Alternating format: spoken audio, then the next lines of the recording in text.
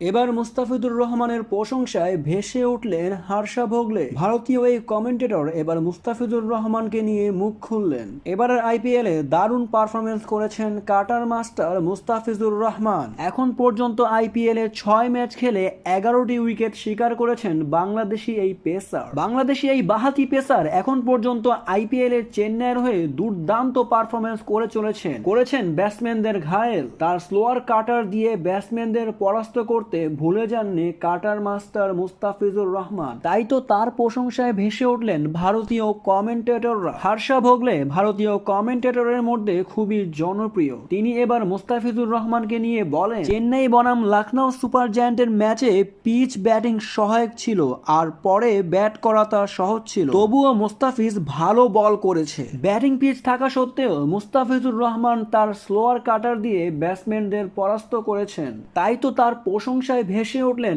ভারতীয় কমেন্টেটর হর্ষা ভোগলে। তবে হর্ষা ভোগলেকে বাংলাদেশি খেলোয়াড়দেরকে নিয়ে তেমনটা মাতামাতি করতে দেখা যায় না। এবারের আইপিএলে মুস্তাফিজুর রহমানের দারুণ পারফরমেন্স দেখে এমনটা প্রশংসা করলেন হর্ষা ভোগলে। তবে আরো জানতে এই চ্যানেলটিকে এখনই সাবস্ক্রাইব করুন।